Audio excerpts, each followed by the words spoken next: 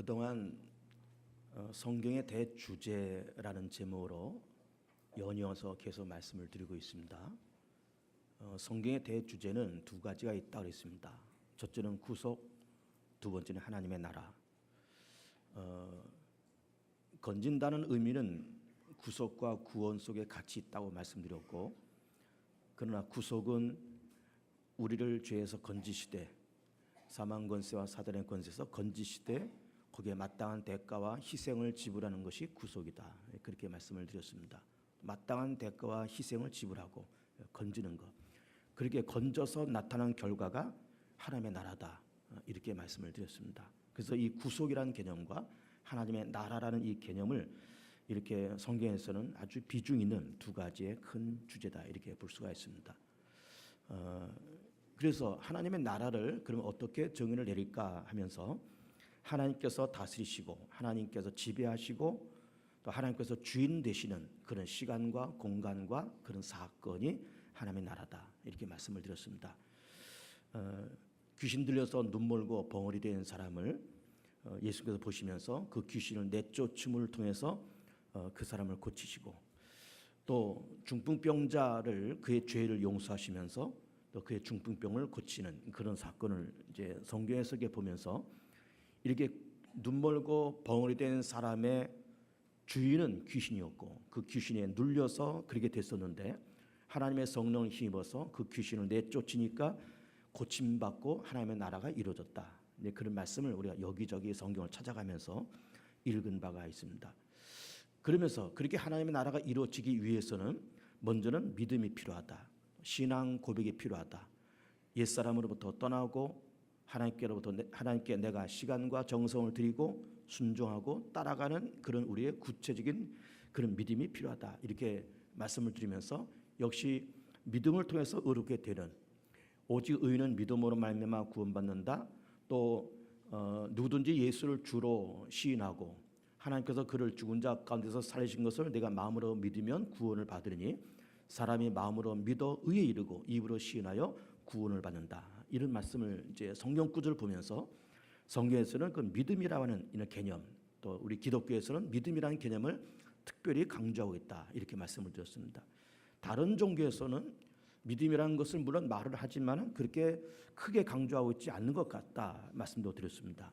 불교나 이슬람에서도 출가한다, 또 성지순례를 한다, 또 그들의 계율을 지킨다, 뭐 이런 것이 있지만 믿음을 강조하는 것은 좀 적다, 이렇게 말씀드렸습니다. 그런데 왜 기독교가 이렇게 믿음을 강조하는가 하면은, 행위보다 믿음을 강조하는 까닭은 행동 혹은 행위라고 하는 것은 이거는 내가 마음이 없어도 할 수 있는 거라 했습니다. 내가 누구한테 밥을 한 그릇 대접한다, 할 수 있습니다. 내가 누구한테 선물 하나 건네준다, 할 수 있습니다. 마음이 없어도, 진심이란 마음이 없어도 할 수 있습니다. 그러나 더 중요한 것은 진심이 필요하다.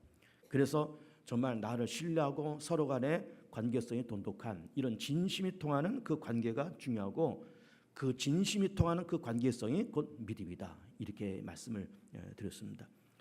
그러면서 이렇게 설교가 쭉 진행돼 가면서, 그러면 하나님의 나라가 구체적으로 우리한테 어떻게 올 것이냐라고 하는 것을 오늘 마태복음 16장에 있는 이 말씀을 가지고 하나님의 나라에 대한 설교를 또 드리도록 하겠습니다. 오늘 본문에서는 이렇게 기록되어 있습니다.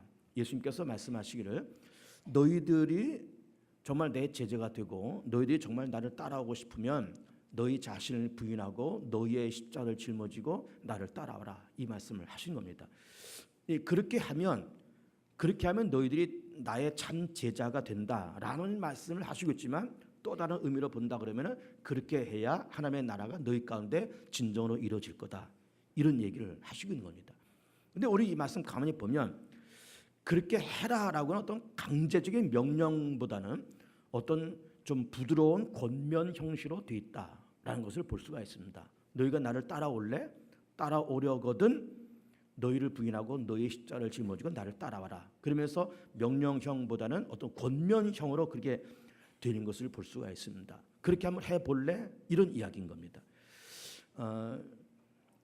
우리가 이제 예수님을 믿고 신앙생활을 하면서 우리는 교회를 다니잖아요. 그러면서 우리는 교회 다니면서 세례도 받고 또 직분도 받고, 그러면서 우리는 점차 신앙의 연조가 깊어져 가고 말씀을 깊이 알아가고 그렇게 하면서 처음에는 뭐 주일 낮 예배 가끔씩 이렇게 나오다가 또 그다음에 주일 낮 예배를 열심히 나오고 그다음에는 오후 예배도 한번 드려보고 그러다가 수요 기도회 심야 기도도 드려보고 새벽 기도도 나와보고 큐티도 하고 또 교회에서 직분을 주시면 직분도 감당하고 헌금 생활도 하고 11조 생활도 하고 이렇게 우리의 신앙이 점점 발전되어 가고 이렇게 신앙의 등급이 점점 높아간다 이렇게 볼 수가 있는 겁니다. 그래서 교회를 다니는 예수를 믿는 우리들이 10등급으로 이렇게 등급이 나눠져 있다고 한번 쳐봅시다. 1등급 교인이 있다고 치고 또 10등급 교인도 있다 뭐 이렇게 한번 쳐봅시다.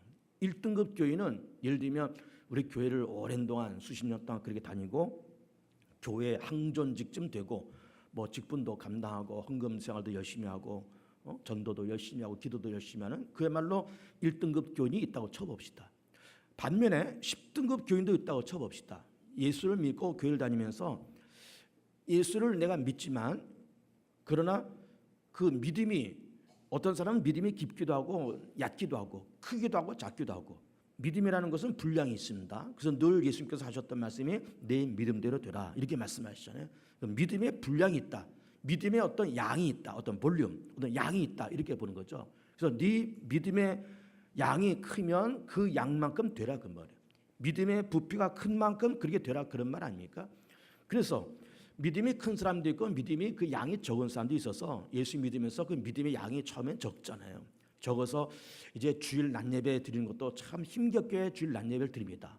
한 번 드리고 한 서너 주 빠지고 또 한 번 드리고 서너 주 빠지고 뭐 새벽 기도나 수요 기도는 뭐 전혀 생각도 못 하고 뭐 매일 성경을 읽는 큐티 제가 늘 말씀드리는 뭐 박스 기도 전혀 못 하고 그냥 주일 낮 예배 한 서너 주에 한 번씩 그것도 삐끔 나갔다 삐끔 들어오고 그렇게 다니는 사람도 있는 겁니다. 그래서 참 미안하지만 그런 분들을 신앙의 한 10등급이라고 쳐보세요. 1등급부터 10등급까지 있다고 쳐보세요.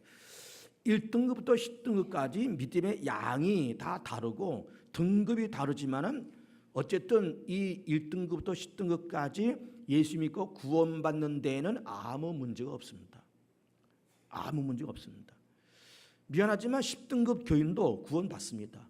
예수를 내가 믿는데 뭐 세례도 받았는데 뭐 예수님이 하나님의 아들이고 내 죄를 위해서 십자가에 죽으셨다는 것을 내가 믿는데 로마서에서 있는 말씀처럼 예수님을 내 주로 고백하고 하나님께서 그를 죽은 자 가운데서 살리시고 내가 마음으로 믿고 입으로 고백하고 시인하니 나는 구원받았다.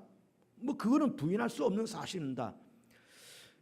성경에도 사랑하는 개봉중학교 성도들아 주일 낮 예배 열심히 드리고 오후 예배도 빠지지 말고 새벽기도 수요기도 심야기도 빠지지 말고 11조 철저히 내고 빡쓰기도 하고 매일매일 큐티하고 성경을 읽어 그래야 구원받아. 이렇게 말씀을 하셨으면 참 목회하기도 쉬울 텐데 성경에는 그런 말씀이 없습니다. 예수 믿으면 구원받는다 그랬지 뭐 주일 낮 예배 오후 예배 뭐 새벽기도에 안 나와도 새벽기도를 나와야 구원받는다 그런 말 성경에 없잖아요. 11조 해야 구원받는다 그런 말 없잖아요. 매일매일 큐티하고 빡쓰기도 매일매일 한 번 이상씩 해라 그래야 너희들 구원받고 내 자녀야 라고 말씀하시지도 않으셨어요. 그러니까는 예수 믿어서 구원받았는데 어쨌든 그렇게 열심히 예수 믿는 사람들이 있는가 하면은 건성건성 예수 믿는 사람들이 있고 꼭 그렇게 해야 구원받는다라는 말씀이 없기 때문에 참 있으면 참 좋을 텐데 그런 말씀이 없기 때문에 우리는 참 죄송하지만 예수 믿고 교회를 다니는 것도 참 널널하게 교회를 다니고 있는 거예요. 참 널널하게 교회를 다니면서도 우리는 자칭 타칭 예수 믿는 사람이고 자칭 타칭 우리는 기독교 교인이고 당신 종교가 뭐요? 그럼 난 기독교인. 당신 어느 교회 다니시오? 나는 저 광명 삼도에 있는 개봉중학교 다닌다라고. 우리는 다 그렇게 말을 하고 우리는 그래도 예수 믿는 기독교인은 다 그렇게 말을 합니다. 그래도 구원받는 데는 아무 문제가 없습니다. 하나님께서 뭐 이렇게 구원의 문을 막 크게 좁혀가지고 막 그냥 뭐 11조 헌금도 한 달에 몇백만 원씩 하고 새벽기도 일주일에 적어도 한 5번 이상씩 하고 뭐 적어도 항존직쯤 돼야 그래야 구원받는다. 나는 말씀에 성경이 없기 때문에 그냥 예수 믿고 정말로 널널하게 그냥 교회를 다녀도 구원받는 데는 아무 문제가 없습니다. 1등급 교인도 구원받고 10등급 교인도 구원받는 데는 아무 문제 없습니다. 그런데 그런 상황 속에서 예수님께서 너희가 나를 따라오려거든, 정말 내 제자가 되려고 하면 너를 부인하고 네 십자를 짊어지고 나를 따라와 볼래? 이런 말씀을 하신 겁니다. 그럼 따라와 볼래라는 이 말씀은 명령형이 아니라 했습니다. 하나의 권면형인데, 네가 지금 내가 보니까는 너는 아무리 봐도 개봉중학교 10등급 교인이야. 너 자신도 그렇게 생각하지. 너 나를 믿고 내 아들 예수를 믿으니 구원받는 데는 내가 아무 지장 없다. 그런데 기왕이면 네가 10등급에서 9등급으로 올라와 볼래? 이런 얘기입니다. 이런 얘기. 9등급에서 8등급으로 한번 올라와 볼래? 이런 하등급에서 중등급으로 한번 올라와 볼래? 중등급에서 한번 고등급으로 한번 올라와 볼래? 기왕이면 1등급에 2등급 한번 해볼래? 새벽 기도를 해야 구원받는 건 아니지만 한번 기왕이면 새벽 기도 한번 해볼래? 박스 기도를 해야만이 구원받는 건 아니지만 박스 기도 한번 해볼래? 11조 해야만 구원받는 건 아니지만 11조 한번 해볼래? 그 말씀을 하시고 있는 거예요. 그렇게 한번 해볼래? 하나의 권면이고, 기왕이면은 하면 10등급에서 9등급, 기왕이면은 중등급으로, 기왕이면은 고등급으로 한번 올라와 볼래라는 말씀을 하시고 있는 겁니다. 그렇게 해서 신앙의 등급이 올라가면서, 그러면서 그 사람의 인격도 믿음도 고상하고, 그러면서 가정도 참 튼실하게 잘 되고, 자녀들도 예수 잘 믿고, 자녀들이 정말 내 말을 믿고 나를 따르고 순종하는 자에게 자손 천대까지 은혜를 베푸시겠다는 그 말씀처럼 정말 우리가 1등급 교인이 되어서 그 자식들도 1등급 자식들이 다 되는 거예요. 예수 믿는 것도 1등급, 사회생활도 1등급, 어디 가나 정말로 주께서 말씀하신 것처럼 어디 가나 위에 있고 아래 있고 머리가 되고 꼬리가 되지 않는 그런 1등급 자녀들이 그래 만들어지고, 또 그렇게 태어나고, 또 그렇게 정말 살아가고, 그러면서 기왕이면은 10등급, 8등급 그런 저등급에 있지 말고 기왕이면 한 중등급쯤 되라, 기왕 고등급쯤 되라. 그래야 내가 정말 인격이나 믿음이나 또 주변에 보는 모든 사람이나 참 예수 믿는 사람으로서 참 사람이 반듯하고 생각하는 거나 말하는 거나 참 반듯하고, 자식들을 보니까 그 자식들도 다 세상적으로도 교회 신앙생활하는 모습도 참 반듯하고 좋고 모든 것이 구비돼서 부족함이 없는 가정이다라고 그렇게 인정받고, 좀 기왕이면 그렇게 되면 좋지 않겠냐라는 말씀을 하시고 있는 겁니다. 하나의 권면형이죠. 그렇게 한번 해볼래라는 권면형을 말씀을 하시고 있는 겁니다. 그러면서 오늘 이 말씀 속에서 세 단계가 있다는 것을 볼 수가 있습니다. 첫째는 너를 부인하고, 두 번째는 네 십자를 짊어지고, 세 번째는 나를 따라와라, 이렇게 말씀하고 있어요. 그래야 제자가 된다는 말씀도 되지만, 그러면 너희가 하나님의 나라가 이루어질 거다. 네 가슴 속에, 네 가정 안에, 네가 머물고 있는 시간과 공간과 모든 사건 속에 하나님의 나라가 이루어질 거야, 이런 말씀을 하시고 있는 겁니다. 그러면 세 단계로 있는 이 말씀을 하나씩 한번 보도록 하겠습니다. 너를 부인한다는 말이 뭘까? 나 자신을 부인한다는 말이 뭘까? 요새 우리가 기록되는 것처럼 누구든지 나를 따라오려거든, 누구든지 내 제자가 되거든, 누구든지 하나님의 나라가 이루어지길 원하거든 자기를 부인하고 자기 십자를 짊어지고 나를 따라라. 세 단계로 나왔다는 말씀을 드리고 있는 겁니다. 그러면 자기를 부인한다는 것이 뭘까? 자기를 부인한다는 것이, 보세요.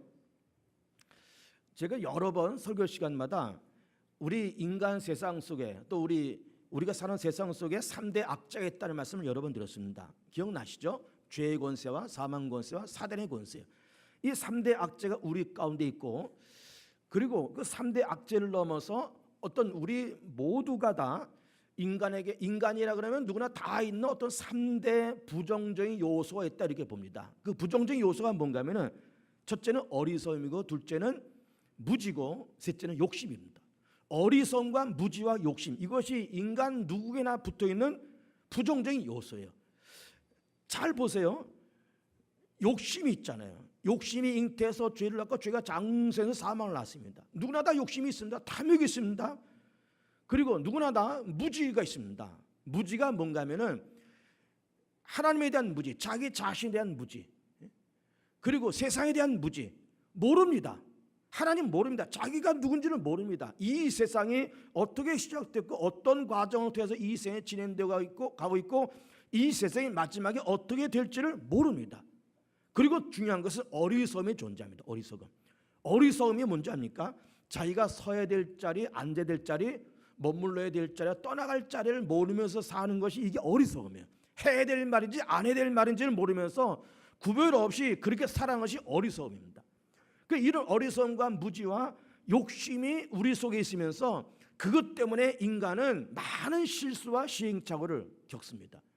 또 자기를 부인하고 한다고 하는 또 다른 의미는 뭔가 하면은 성령의 감동보다 앞서는 것이 그래, 성령의 감동보다 앞서지 말라는 거예요. 너를 부인하라고 하는 거는 성령의 감동보다 앞서지 말어. 성령의 감동에 따라가, 그 말입니다. 너를 앞세우지 말고 너를 부인해. 성령의 감동 속에 너를 부인해. 너를 내려놔. 그 말입니다. 여러분, 성령의 감동이라는 말 잘 보세요. 저도 우리 예수님을 믿고 하나님께로부터 택함받았다는 그런 믿음과 자부감을 가지고 사는 사람들입니다. 적어도 하나님께로부터 택함받은 사람이라 그러면은 하나님께서 그 인생을 알 뿐만 아니라 그 인생 속에 성령을 보내주시면서 성령의 감동과 성령의 간섭이 있습니다. 여러분, 성령의 간섭이, 성령께서 우리 가운데 계시면서 자, 내가 어떤 일을 추진하려고 그럽니다. 그러면 이게 정말 하나님께서 기쁘신 일이고 나한테도 기쁜 일이고 이게 될 일 같으면은 성령께서 자꾸 내 마음을 기쁘게 만들고 평안하게 만들고 그 일이 되게끔 만들고 자꾸 그렇게 만들어 갑니다. 하나님의 사랑을 받는 자, 그 뜻대로 부르심 입은 자들에게는 모든 것이 합력하여 선이 된다는 그 말씀처럼 성령이 그 사람을 간섭하고 다스리시면서 될 일 안 될 일을 구분해 가면서 그렇게 만들어 가시는 거예요. 되는 일은 분명히 되게 만들고 안 된 일은 어떻게든 막아가시고 성령께서 우리를 간섭합니다. 성령의 감동이 있습니다. 그 감동에 앞서지 말라는 거예요. 그 감동 앞에 너를 내려놓으라는 거예요. 그 감동을 따라가라는 겁니다. 성령의 감동이 있는데 이걸 그냥 엄벙덤벙 해버리면은 상당히 어려운 일이 찾아옵니다. 여러분 잘 생각해 보세요. 성경을 보면 그런 예가 여러 가지가 나오는데 선악과 사건이 대표적인 사건이고 성령께서 아담과 하와를 막으시면서 그거 먹으면 안 돼. 따먹지 말어. 근데 결국은 이 성령의 감동을 아담과 하와가 앞장섭니다. 앞장서면서 선악과를 따먹습니다. 다윗과 바세바 사건을 여러분 기억해 보세요. 그의 남편 다윗이 그의 남편 바세바의 남편 우리아를 교묘한 방법으로 죽이고 바세바를 취하고 그를 통해서 자식을 낳습니다. 거기서 물론 출중한 솔로몬이라는 아이가 태어나지만 그렇게 해서 자기 욕심은 채웠을지 모르지만은 그 다윗의 집안 안에 피바람이 불잖아요. 피바람이. 그러면서 왕자의 난이 일어나고 혼란과 전쟁과 소용돌이가 그 다윗의 집안 안에 일어납니다. 그러니까는 성령께서 다윗을 말하지 않았겠습니까? 다윗, 너 그걸 아니야. 그 손대면 안 돼. 거기까지 가면 안 된다. 막으시는 성령을 다윗이 욕심과 어리석음과 무지를 통해서 성령의 감동을 앞장서 버린 거예요. 그러면서 그 집안 안에 엄청난 피바람과 어려움과 혼란됨이 찾아온 겁니다. 성령께서는 적어도 우리가 믿음의 사람과 하나님의 백성이라 그러면 성령은 어쨌든지 우리를 감동하시면서 되는 일은 되게끔 만들고 안 된 일은 안 되게끔 만드시는데 우리가 그걸 자꾸 넘습니다. 하나님께서 그렇게 감동하시지만 내 생각은 이렇다 이거예요. 하나님께서 속도가 이렇다고 말씀하시면 난 그 속도를 더 내고 싶은 거예요. 하나님이 여기까지 말씀하시면 나는 그걸 더 넘고 싶은 거예요. 하나님이 하지 말라고 말씀하면 나는 하고 싶고 하나님이 하라고 말씀하시면 나는 하고 싶은 거예요. 이 자꾸 성령의 어떤 제한을 넘으려고 하는 자기 어떤 야욕과 우월감과 이런 시행착오가 있는데 이걸 넘지 말라는 거예요. 이걸 넘지 말라는 겁니다. 우리 성도들도 한번 잘 생각해 보세요. 지금까지 인생을 그래도 꽤 살아오셨잖아요. 40대면 40년, 50년, 60년, 70년 살아오셨습니다. 살아오시면서 된 일도 있고 안 된 일도 있고 좋은 일도 있고 어렵고 힘든 일도 분명히 있을 겁니다. 저도 마찬가지예요. 저도 60년 살면서 된 일도 있고 안 된 일도 있고 기뻤던 일도 있고 슬프고 불행했던 일도 있고 그런데 그렇게 불행하고 어려웠던 일들을 가만히 보면은 결국은 성령의 감동을 내가 넘어서 그래요. 이걸 내가 앞장서서 그렇습니다. 우리 성도들도 다 마찬가지입니다. 왜 세상 살면서 좋은 일도 물론 있었겠지만 어렵고 힘들고 복잡한 일이 생겼던 그 과거를 추억해 보면 어쨌든 우리가 그 당시 예수 믿고 교회를 다녔다 그러면 어쨌든 하나님께서 성령으로 해서 그때 그 순간에 성령께서 말씀하시고 만져주신 것이 있었을 거예요. 분명히 있을 겁니다. 그런데 우리 그걸 다 무시하고 자기를 부인한 것이 아니라 성령을 부인해 버리니까, 성령의 감동을 부인해 버리고 이거 감동을 앞장서 버리니까는 어렵고 힘들고 불행스러운 일들이 자꾸 생기게 되는 겁니다. 그래서 너희가 정말 내 제자가 되고 정말 너의 시간과 공간과 사건 속에 하나님의 나라가 만들어지길 원하거든 너를 부인해. 네 속에 어리석음이 있지, 네 속에 무지가 있지, 네 속에 욕심이 있지, 그거 네 마음대로 쓰면 안 된다. 내가 너를 알고, 적어도 네가 나를 알고, 그래서 내가 너를 선택하고 네가 내 아들 예수를 믿어서 내가 구원받은 백성 너를 선택했는데, 선택한 너한테 내가 성령을 보냈어. 그 성령이 너를 감동할 거야. 그 감동을 네가 무시하지 말어. 그 감동을 회방하지 말고, 그 감동을 소멸하지 말고, 그 감동하는 그 선을 네가 넘지 말어. 이게 바로 자기를 부인하는 겁니다. 자기를 부인하는 겁니다. 근데 보세요, 우리가 이제 이렇게 생각할 수가 있습니다. 그러면은 성령의 감동을 따라가는 것과 안 따라가는 것의 결과가 어떠하냐? 결과는 분명한 겁니다. 성령은 분명히 우리까지 말씀합니다. 그렇게 선택하면 평안하고 유익하고 좋은 곳을 성령께서 그렇게 감동합니다. 그런데 우리는 이걸 소멸해버리고 무시해버리면 뭐가 찾아올까요? 불안함이 찾아옵니다. 평안하지가 않습니다. 성령의 감동을 내가 순종하면, 성령의 감동을 순종하고 나를 부인하고 내 욕심, 내 어리석음, 내 무지를 부인해버리면 잠시 잠깐 육체적으로 힘들 수 있습니다. 시간도 걸립니다. 그런데 찾아오는 것이 뭔가 하면은 합력해서 선이고, 또 찾아오는 것이 뭔가 하면은 중요한 것은 평안과 편안입니다. 평안과 편안. 그런데 성령을 소멸하고 성령에서 감동하는 선을 넘어버려서 내 욕심과 무지와 어리석음으로 판단해버리면, 성령께서 그렇게 막으시는데 내 마음대로 그냥 뛰쳐나가고, 성령께서 열어놓으시는데 내가 가기 싫다라고 발버둥을 치면은 나중에 찾아온 것이 뭔가 하면은 불안함이 찾아오고, 평안함이 없고 편안하지가 않습니다. 도무지 편안하지 않아요. 편하지 않습니다. 부싸움하고 편안합니까? 사기를 치는 사기꾼이 편안할까요? 도둑놈이 도둑질을 해서 몇 천만 원을 도둑질했다고 해서 몇 천만 원 돈을 얻었지만 그가 정말 평안할까요? 아니거든요. 발 뻗고 잠은 못 잡니다. 사기꾼이 발 뻗고 잠은 못 자는 거예요. 왜 그럴까요? 하나님의 성령을 어떤 그 사람이 믿지 않은 사람의 그럴지라도 양심이 그를 찌르는데 평안함과 편안함이 올 수가 없는 거예요. 예수님은 우리도 더더욱 성령이 우리를 만져가시는데, 성령이 감동하는데 이거를 뛰어넘어 버리면은, 그렇게 해서 내가 결정하고 그래서 내가 시행해서 잠시 잠깐은 내 욕심을 이루었는지 모르지만은 찾아오는 것은 평안함이 없습니다. 편안함도 없습니다. 편안함도 없습니다. 두 번째는 자기 십자가를 짊어지고 나를 따르라 말씀합니다. 자기 십자가. 여기서 십자가를 얘기하시면서 예수님께서 골고다 산에서 짊어졌던 그 십자가를 짊어지고 따라와라 그 말이 아닙니다. 채찍 맞고 못 박힌 그 십자가를 짊어지고 따라와라 그 말이 아니에요. 그걸 짊어지고 따라오라 그러면은 그거 짊어질 사람 아무도 없습니다. 예수님이시니까 그걸 짊어졌지. 예수님이니까는 가시관 쓰시고 못 박히고 두 손 두 발에 못 박히시고 그렇게 물과 피를 쏟으시며 그렇게 죽으셨지. 우리 보통 사람들은 그거 못합니다. 그래서 너희가 정말 나를 따라고, 너희가 정말 너의 시간과 공간과 사건 속에 하나님의 나라가 이루어지길 원하거든 너의 십자가를 짊어지게. 너의 십자가를 짊어지는 거예요. 우리 십자가, 내 십자가. 그러면 우리 십자가, 내 십자가 뭘까? 그거는 하나님께서 우리 가운데 맡겨진 내 목, 내 사명, 내가 감당해야 될 어떤 자리, 내가 감당해야 될 어떤 직분, 책임, 이거를 감당하고 오라는 거예요.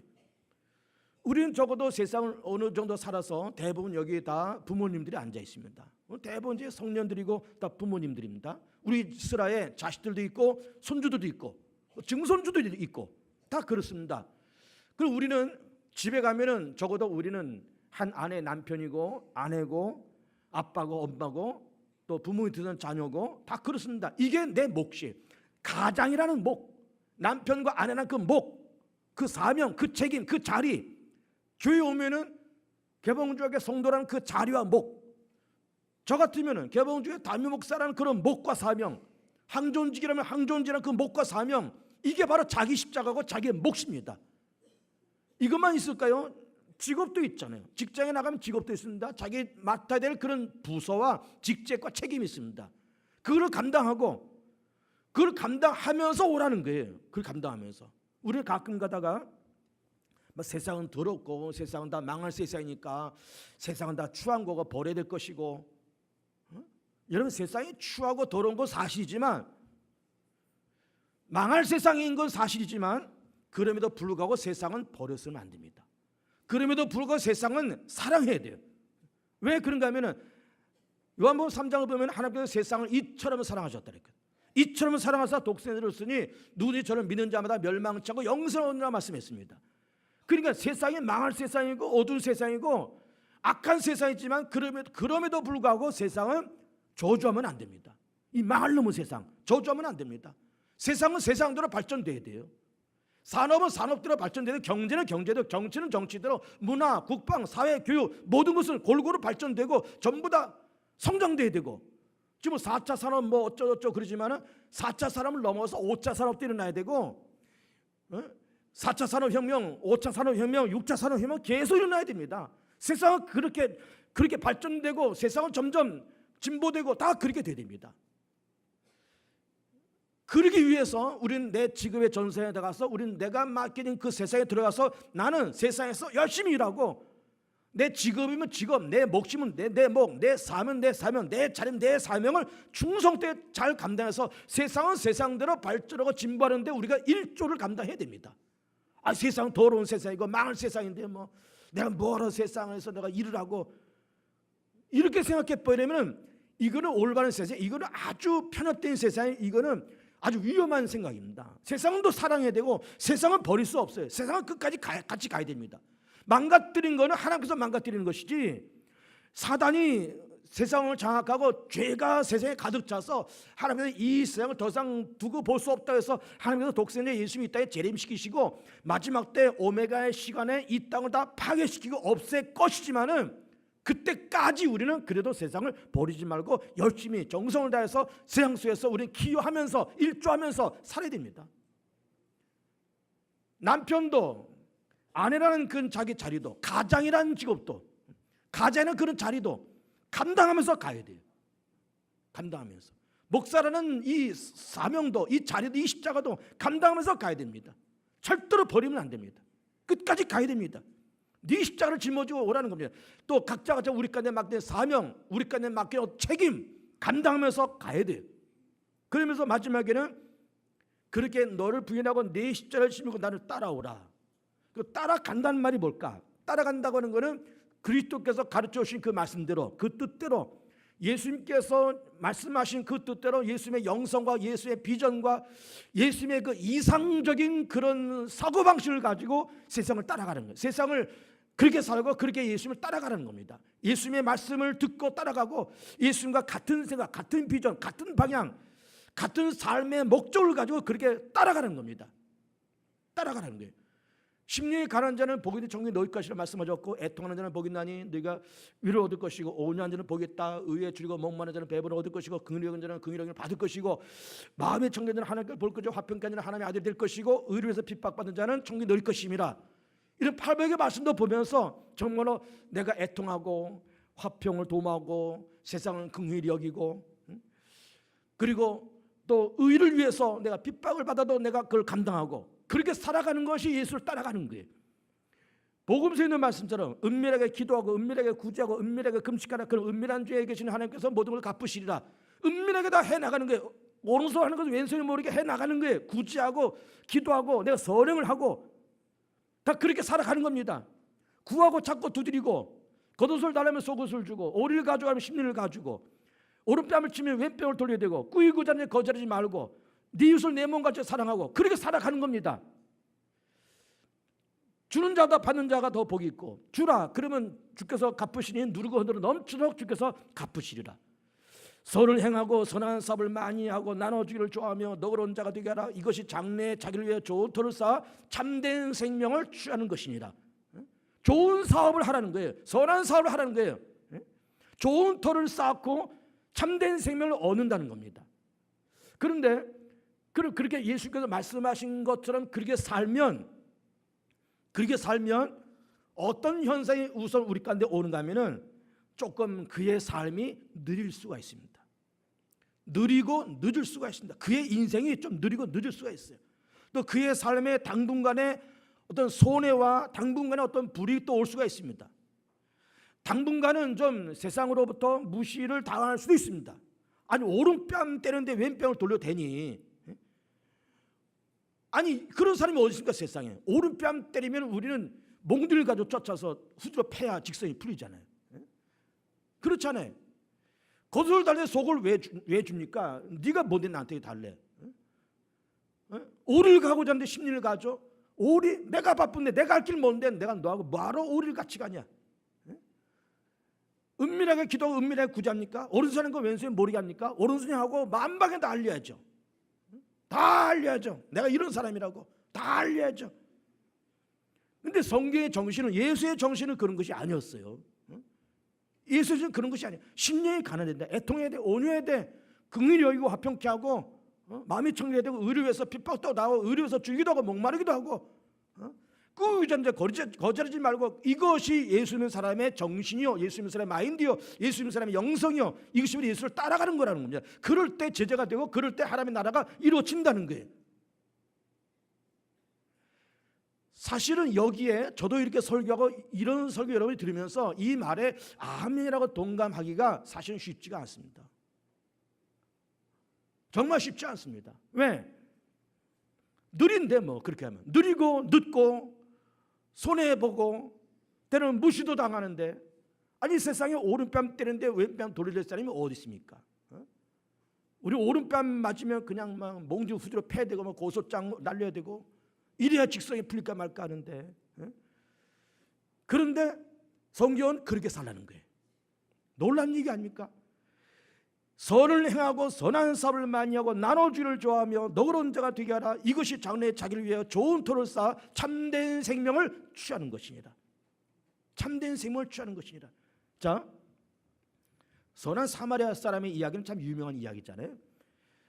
예루살렘에서 여리고로 내려가다가 어떤 사람이 강도 만나서 피를 흘려 쓰러졌습니다. 거반 죽게 생겼습니다. 세 사람이 지나갑니다. 레위 사람 지나가고 제사장 지나갑니다. 사마리아 사람이 지나가다가, 사마리아 사람은 북왕조 사람이고 강도 만난 사람은 남왕조 유다 사람이에요. 남북 왕조는 어떤 역사적인 사건 때문에 서로 상존을 하지 않는 상극 사람들입니다. 근데 상극이면은 돌보지 말아야 돼요. 거들떠도 보지 말아야 됩니다. 그런데 북왕조 사람이 남왕조 사람 그렇게 피 흘린 걸 보면서 포도를 붓고 치료하고 둘러매고, 그리고 주막에 맡기고 여비를 주고, 주막 주인한테 이 사람을 고쳐달라 얘기하고, 여비가 더 들면 내가 올 때도 갚아주겠다는 말하고, 그리고 가는 겁니다. 그러면서 예수께서 누가 강도 만난 자 이웃이냐? 이렇게 지금 질문을 던지고 있는 거예요. 참 이것도 쉽지 않은 얘기입니다. 레위 사람, 제사장 그냥 지나갔어요. 똑똑한 사람이죠. 왜? 이 사람 돌보면 시간도 손해, 물질도 손해, 그리고 까딱 잘못하면 유대인과 남왕조 사람과 북왕조 사람들은 상종 안 하는데 괜히 상종했다가는 그 민족 안에서 너 왜 북왕조 사람, 너 왜 남왕조 사람 건드려, 왜 북왕조 사람 건드려, 이러면서 이게 시비거리가 생겨가지고, 그렇게 하면서 시간도 손해 물질도 손해 볼 뿐만 아니라 그 공동체에서 이게 출교당할 수도 있습니다. 출교도. 그런 불이익을 만나는 거예요. 그런 불이익을 만나는 거를 염려하면서 그냥 간 겁니다. 모른 척 그냥 간 거예요. 근데 선한 사마리아 사람은 남왕조 북왕조 갈등이 있음에도 불구하고 이렇게 했다는 겁니다. 이게 예수님 사람의 마인드고 이것이 예수를 따라가는 사람이라는 거예요. 놀라운 얘기입니다. 그런데 정말 너희가 하나님의 나라가 이루어지길 원하느냐? 그럼 너를 부인하고 내 어리석음, 욕심, 무지 내려놓고 성령의 감동을 넘지 말고, 내가 너한테 맡기는 직분과 책임과 몫을 감당하고, 내가 복음서에서 말한 모든 말과 행동을 네가 한번 지키면서 그런 생각, 그런 마인드를 가지고 한번 살아볼래? 그럼 네가 정말 내 제자가 될 것이고, 그러면 너의 삶에 네가 머물고 있는 시간과 공간과 환경 속에, 그 사건 속에 하나님의 나라가 만들어질 거야. 이 말씀을 하시고 있는 겁니다. 부담스럽죠? 부담되죠, 솔직히? 예수를 믿는 것은 적절한 부담감을 가져야 됩니다, 여러분. 적절한 부담감을 가져야 됩니다. 근데 그 부담감이 무겁고 힘들고 짜증스러운 부담감이 아니라 기쁘고 감사한 부담감. 지금은 내가 시간적으로 손해가 되고 지금은 잠깐 내가 무시당하고 지금 내가 좀 느리고 늦고 기회를 놓치고 그럴 수 있을지 모르지만 그런 정신과 그런 마인드가 기독교 정신이고 이것이 예수의 정신이라는 거예요. 그런 정신과 그런 마인드를 가지고 살아가는 것이 예수를 따라가는 것이고 그 제자고 그렇게 해야 하나님의 나라가 만들어진다는 겁니다. 그러면서 그렇게 살면서 우리 가운데 찾아오는 것이 뭔가 하면은 뭐가 찾아올까요? 뭐 물질적인 축복이 있고 무슨 뭐 자손들이 잘 되고 물론 그런 것도 있을 수 있습니다. 그런데 그보다 또 더 중요한 것은 마음에 뭐가 와요? 평안과 편안함이 옵니다. 평안과 편안함. 제사장이 그냥 지나가고 레위사람이 그냥 지나가서 시간은 벌었고 물질적인 손은 안 받지만 마음이 편안할까요? 뭐가 뒤에서 땡기는 것 같은 찝찝함이 있지 않을까요? 있을 것 아닙니까? 찝찝함이 있는 겁니다. 누가 어려운 사람이 나한테 찾아와서 좀 얼마를 좀 빌려달라 말합니다. 내가 능력이 부족하고 그러면은 내가 점잖게 거절할 수 있지만 사실은 그렇게 이 사람이 나한테 요구하는 거를 들어줄 수도 있는 형편이 있다고 쳐보세요. 근데 이 사람이 나한테 뭔가 요구를 해요. 근데 거절했어. 거절하고 마는 거는 내 마음입니다. 거절했다고 내가 무슨 뭐 형사재판에 들어갈 겁니까? 내가 무슨 고소를 당할 겁니까? 그건 내 마음이에요. 거절하고 내 마음입니다. 그런데 거절하고 나서 얼마간에 내가 이 돈은 내가 그냥 쥐고 있는 거 있었지만 마음은 대단히 불편한 겁니다. 평안하지 않습니다. 편안하지도 않습니다. 그런데 이 사람이 나한테 요구하는 거를 뭐 없으면야 뭐 못 주지만 나한테 있고 이걸 빌려줘도 내가 요구하는 걸 내가 돌려줘도 내 생활에 크게 지장이 없다고 생각하면 이걸 빌려줬습니다. 요구하는 걸 줬어요. 조금 마음에 좀 처음에는 좀 그랬다가 빌려주고 나서 찾아오는 것이 뭔가 하면 마음의 평안함입니다. 마음 평안함. 저도 그런 경험이 있거든요. 무슨 목사가 무슨 돈이 있겠습니까? 그런데 그 전에 그런 경험을 했습니다. 저하고 아주 절친한 사람이 저한테 좀 어떤 물질적인 도움을 요구합니다. 살짝 부담이 됐습니다. 약간 좀 부담되는 걸 요구합니다. 근데 내가 어렵게 해서 마련해 줬습니다. 근데 굉장히 마음이 편해지고 또 얼마 안 있다가 이 사람이 그걸 갚아줬습니다. 마음이 편안할 뿐만 아니라 그 사람과 나와의 관계성이 더더욱 돈독해졌습니다. 돈독해졌어요. 놀라운 얘기입니다. 무슨 뭐 물질이 오가고 이걸 떠나서 그 찾아오는 마음의 평안함은 이건 이루 말할 수 없습니다. 여러분 세상을 찝찝하게 살지 마세요. 찝찝한 게 남아있다. 이게 참 이게 어려운 겁니다. 뭔가 찝찝해. 찝찝한 걸 남기고 살지 마십시오. 아싸하게 세상 사시고 그리고 평안하게 세상을 살아가시고 편안하게 세상 살아가시고 그렇게 편안하려면요 내가 조금 손해보면 되고 내가 조금 양보하면 되고 내가 약간 늦어도 됩니다. 그러나 마지막에는 절대 늦지 않습니다. 마지막에 하나님께서 다 갚아주시고 누르고 흔들어 넘치도록 주신다 그랬잖아요. 누르고 넘치도록. 조급하게 생각하지 마시고 좀 멀리 길게 내다보시고 10년 20년 후를 내다보시고 내 인생 마지막을 내다보시고 더 나아가 하나님의 나라까지 내다보시고 예수님이 이 땅에 재림하신 종말의 때까지 내다보시고 새하늘과 새 땅까지 내다보시고 그렇게 내다보시면 손해볼 일 아무것도 없습니다. 아무것도 없습니다. 하나님의 나라가 우리 마음 가운데 교회 안에 이루어지고 하나님의 나라가 이 대한민국 안에 이루어지고 악이 다툼하면서 마귀의 나라를 만드는 것이 아니라 물고 뜯고 싸우면서 그러면서 악이 다툼의 세상을 만드는 것이 아니라 넉넉한 마음을 가지고 주고 베풀고 나누고 용서하고 뭐 필요해? 갖다 써. 뭐 그렇게 그래? 내가 기도해 줄게. 내가 섭섭한 거 용서하고 털고 일어나고 막 꽁 해가지고 그냥 막 너 어디 두고 보자만 이러지 말고 좀 털고 시원하게 털고 정말 편안하게 세상을 살아가면서 하나님의 나라를 만들어가고 하나님의 나라를 경험하고 마지막에 하나님의 나라에 들어가는 복이 있는 성도들 되시기를 축복합니다.